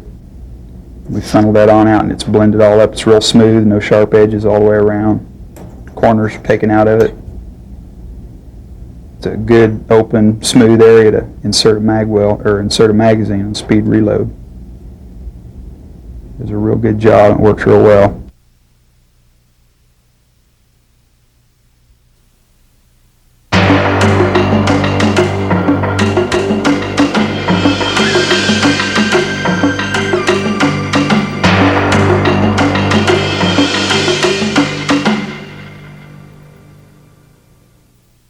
Okay, what we've got here now is our commander slide again, and we're going to go through the installation of our night sights. Okay, we've got our stainless steel commander slide here, and we're going to set it up in the mill and machine a dovetail in the front of it for our dovetail Wilson night sights. Okay. We got just ordinary paper in the... Yeah, I put some paper in there to keep from marring the sides of the slide itself.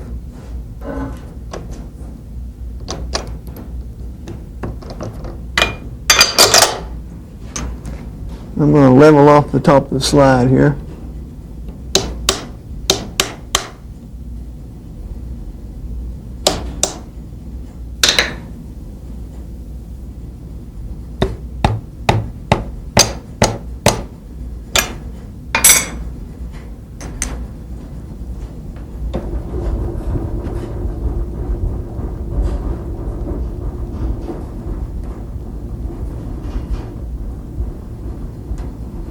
Okay, the cutter we'll be using for doing this is a 300 thousandths by 60 degree dovetail cutter.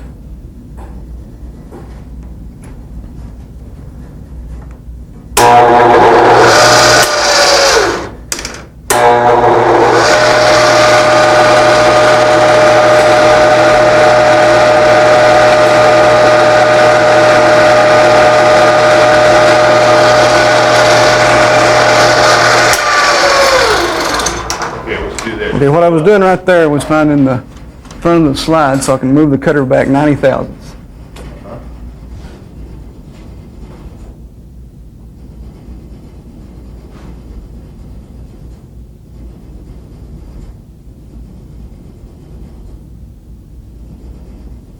And you're dialed in with that, right? Yeah. I run it back 90 thousandths. I'll lock it down.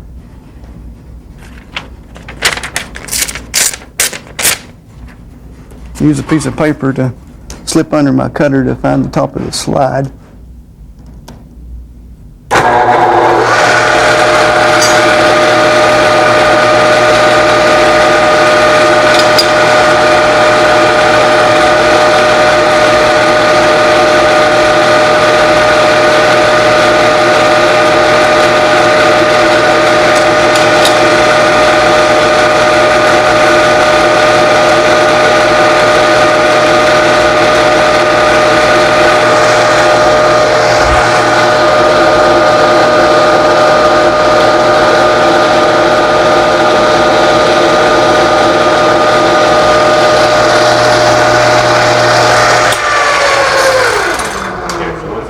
Okay, now I've found the top of the slide so I can go down my depth of 65 thousandths.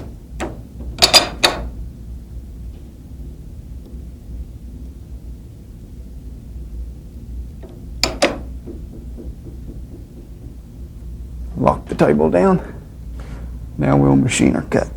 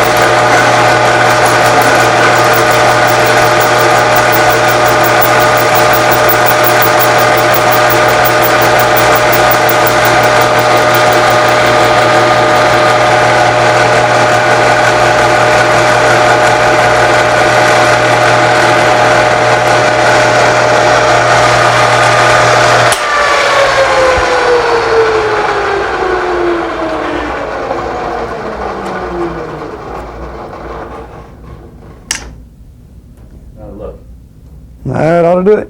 Okay, this is our tapered cone dual port barrel system and our new front sight for it, and it'll virtually install exactly the same manner as what I just done to the commander slide.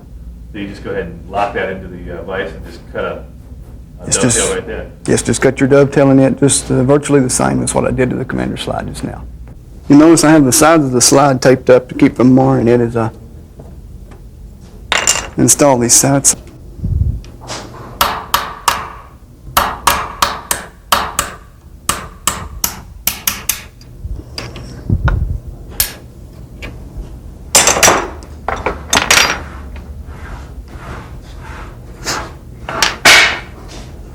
Need to cut just a little bit off of the existing dovetail cut on the top. Keep from, on the top edge to keep from turning the curl out of your front sight or your rear sight whenever you drive it through. And that's kind of curved, so you're just keeping the same radius, right? Yeah.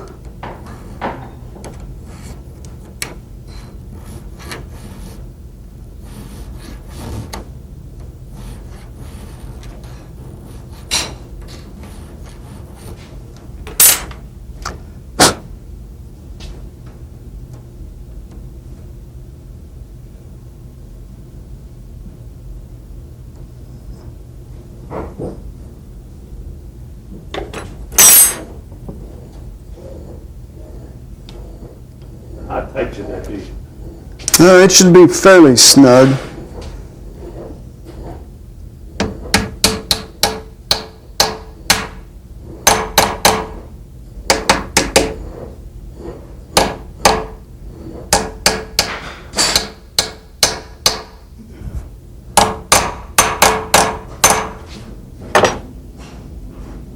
Okay, the bottom edge of our sight is catching on the top of the slide, so we're going to have to remove our sight.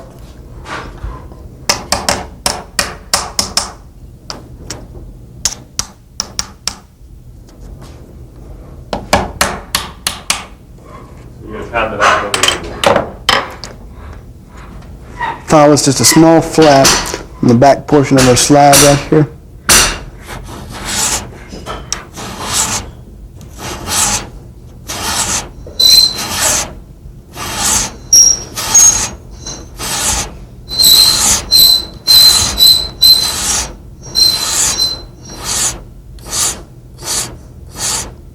You're just taking that down a little bit, right?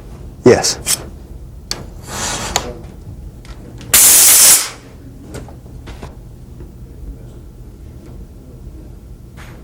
they mess up the finish, they can't be glued.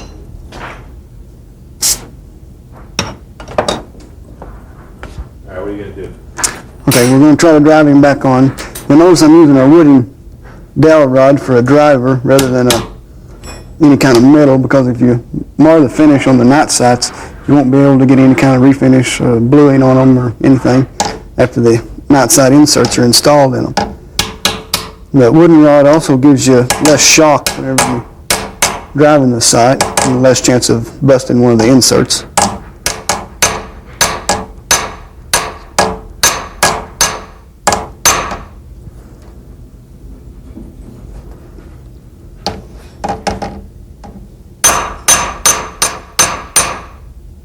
Okay, the dovetail on this particular slide was a little bit on the small side, so we're going to have to open it up just a little bit with a 60-degree dovetail file.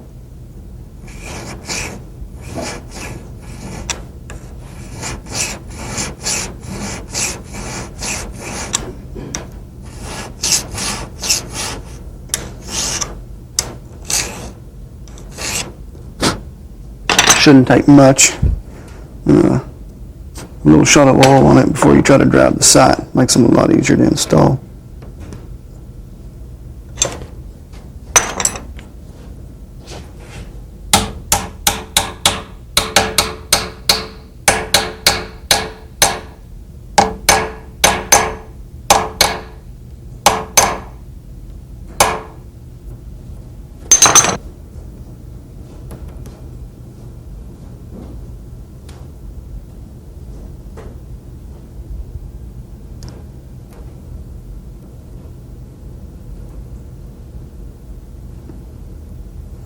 Now we'll install the front sight. We'll also have to break the edges on it as we did the rear one.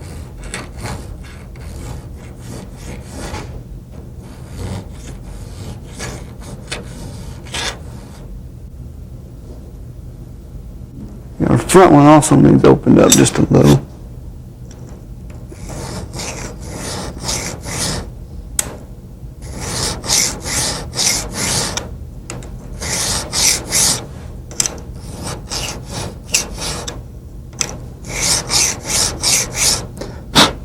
If you take care whenever you're machining the front dovetail and whenever you're installing the sights in your vise, you can get by with this without refinishing the slide.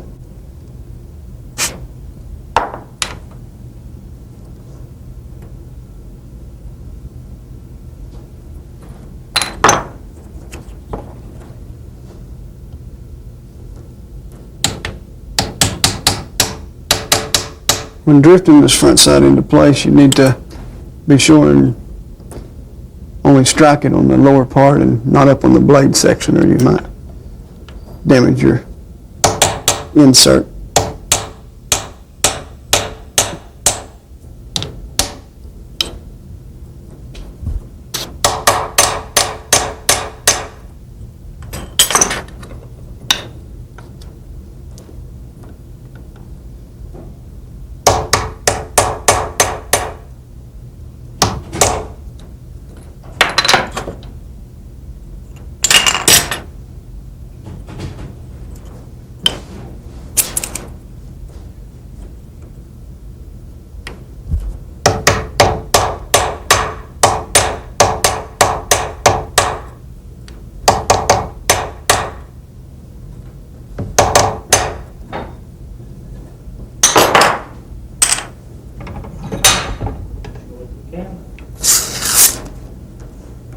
There's our finished slide with the night sights installed.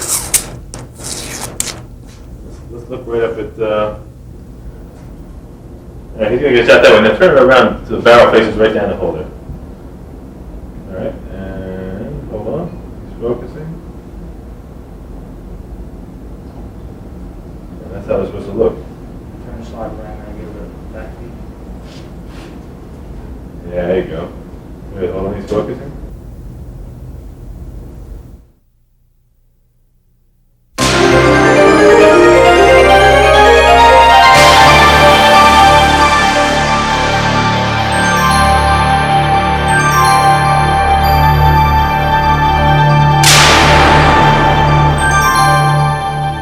Okay, another bit of custom work we do here at Wilson's that's requested quite a bit on guns, whether it be competition or carry, is fitting in the beaver tail grip safety. And we have 2 or 3 different types. We have the standard beaver tail grip safety, which is number 66, and we have the high grip beaver tail safety, which is a little bit higher grip. This one's already fitted on the gun.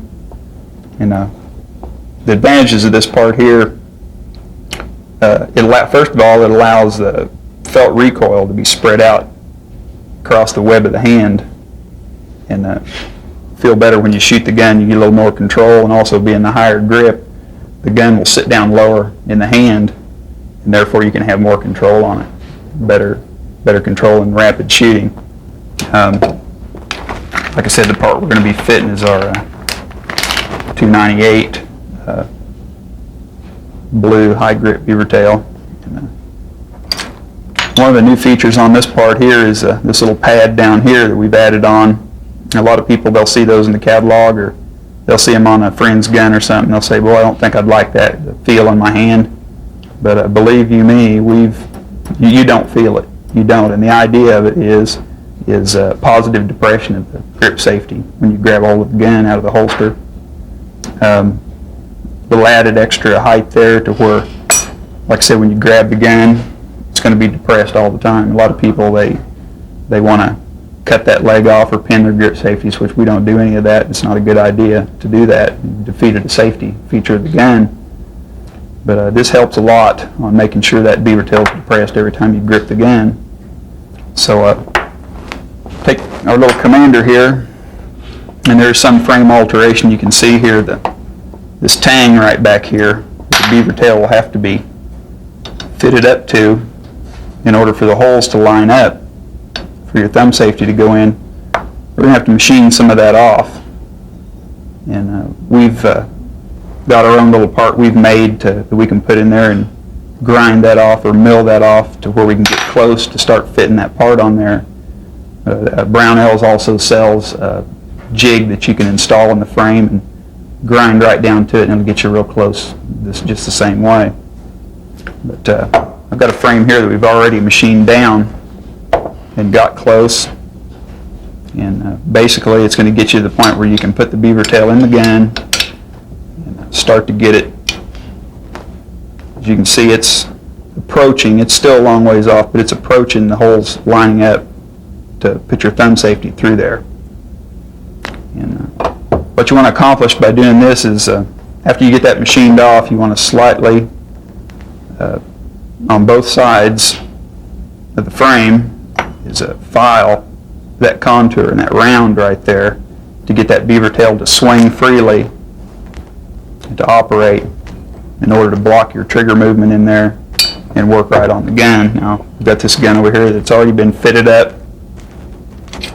You can see the holes line up real good in the frame. The thumb safety that we're going to use on this gun, which is our extended number 6 safety, slides in. It works real free. The beaver tail's free. It doesn't bind anywhere. And again, we're talking about that beaver tail swinging on there, kind of like a round hinge. And when you take your time on something like this, all these things, we stress to take your time and fit, because once you file off too much metal, you may have big gaps in here, which are not very pleasing to look at and sometimes hinder the operation of the part. You just take it slow and stay with the contour on the back of that frame on both sides, and you should end up with a good fitting beaver tail. Works real good, looks good on the gun. Okay, we're over here at the bench, and we got our frame in the vise. We're getting ready to take off this material back here to fit the grip safety up. And earlier I told you about a jig that Brownell sells, and also a little jig that we've made. And all our jig is A little wide jack. what it is. It's a Colt grip safety, just a standard Commander grip safety, that we've taken the back of it off to a depth that we've found that gets us close enough, like we talked about earlier, taking off that material to just get started, to get the holes to start lining up. Now, we know you probably don't have one of these at home, but when you get your beaver tail fit, you might get one of these and put it in the frame and grind this spur off down to close to where your beaver tail comes into the frame. That way, if you wanted to fit any more, or anything, you would have the grip safety modified to where you could use it again. So I'm going to go ahead and put this in the frame and show you how to take off some of this material. Now, earlier I talked about milling this off or filing this off. What we do here at Wilson's is we have a vertical belt sander that we can put this jig in the frame, and all this is a worn out Colt thumb safety. And what I mean by worn out is I've taken off the little pad area here that blocks the sear, just so it'll swing free on the frame. And also this little pin right here, I've taken some polishing cloth and tapered the end of it slightly so it'll help start in the holes, and reduce the diameter of this ever so slightly, just so when it slips in, it's free. It's not going to hang up on anything. It's got plenty of clearance. Just to have something in there to also not to file on a good thumb safety that might be fitting to this gun. So we've got our modified grip safety in here for a guide. We've got our Colt thumb safety in there. I'm going to take a piece of tape, just lay around here to keep that grip safety intact so it doesn't float around. And we know you probably all don't have a belt sander at home, so we're going to use a file, which is plenty good to do. It might take a little more time, but for somebody that's not fit a beaver tail, that's probably a good idea, so you can take it real slow and take off just how you need to take off. So what we're going to do is we're going to lay this file on here. This is just a 8-inch mil bastard file. It takes off quite a bit of metal at a time. And we're just going to file straight across here. I think you can see down in here the difference in the material that we're going to have to remove. We want to remove it down close to this area right here, close down to our guide. So you can pretty well get on it and take material off until you start getting close. And stay kind of too with the contour and the roundness of this area right here. We've got that just like we want it to accept the beaver tail. So we're going to go ahead and get some material off. Ooh.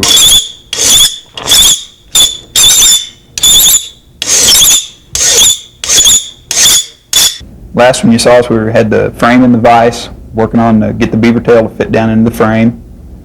And I had my little homemade jig in there to know where to stop, taking off the back of the tang. And as you can see, we've removed the material down to just above that area. You can see that pretty close, actually.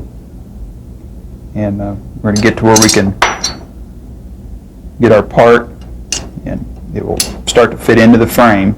Fits up pretty good, but still I think you can see the holes are not quite lined up yet. We still need to bring that beaver tail on down in the frame still keeping our contour here, gradually, gently, a little bit at a time. So what we're going to do there is we're going to take that worn out thumb safety that I had earlier, and I told you about the tapered end, that's going to help us get started in those holes. We're going to force that in there, keeping the beaver tail down, and we're going to take a soft mallet, or rawhide mallet, or plastic mallet. We're going to rest that down on our leg, and we're just going to rock that part back and forth real rapidly. What we're going to do is we're going to get that to make marks on the back of the frame. And then when we take the part off, we'll see where to file and where not to file, and still keep the contour. So we're going to give it a couple of whacks here and see what happens.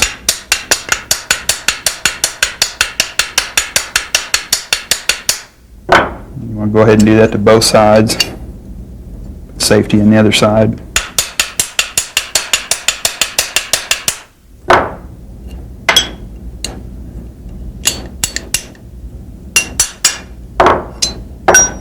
I think you can see here, making some marks down here on one side, not too much on the other. Yeah, hold it still right there. Yeah, good. And up here on this side, and up here. Now, if you have trouble seeing the marks, or you get down to where, when it gets kind of close, sometimes it'll be to where it won't make many marks. You can get you a black magic marker and paint that all right there, put your part on, whack it back and forth, and where it rubs off the shiny spots is where you need to file. So what we're going to do now is we're going to take our number 2 cut, pretty fine cut, but it removes metal pretty good, wide pillar file. We're going to hold this frame. Let's do it this way first. You have to get a good grip on it so where you can control your filing, because it's real critical that you take off going this way but maintain the levelness of the frame this way. So we're going to just start in here, just filing with that contour. Be careful not to get back in here on the frame and make any unnecessary marks. As you recall, we had marks pretty high up here and down here, so I'm going to concentrate up top first.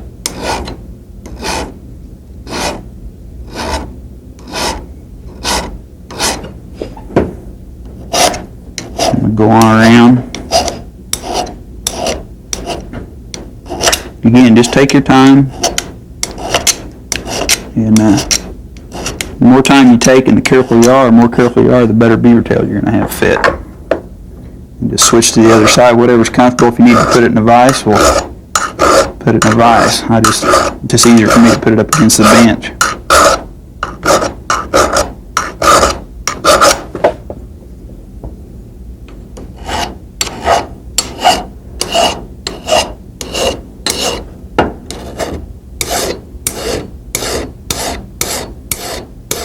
And also inside here, every once in a while, you want to check and make sure the sharp edge, as you go down, that edge in there will get sharper. You just want to knock that out of there, so it'll stay out of the inside of the beaver tail where it hinges, and it'll be free. You won't have to worry about that hanging up.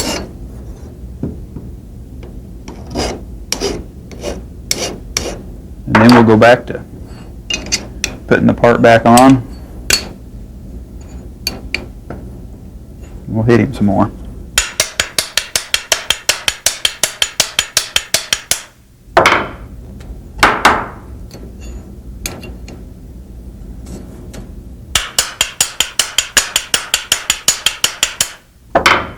Another thing probably to watch for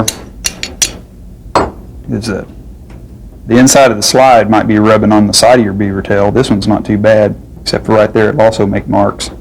You see some of those, so get your file and just take those off.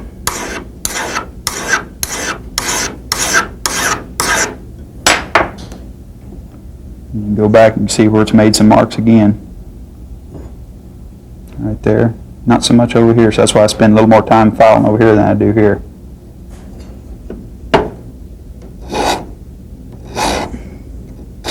We'll just continue this process back and forth of filing, putting the part back on, and hitting it to make marks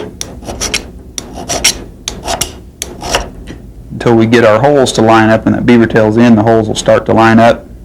And whatever safety you're fitting on the gun, whether it be an ambidextrous safety or extended combat safety or Colt, whatever you want to keep on it or put on it, will fit in there. What we want to get is we want to get the beaver tail to work, to swing free, the thumb safety to be free and not catch anywhere. Okay, I've been working on this thing for 15, 20 minutes or so, and we got her just about there.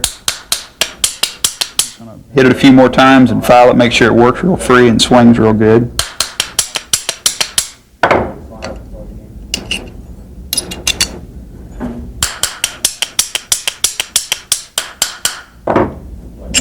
Just about do it here. A few more marks. Get rid of.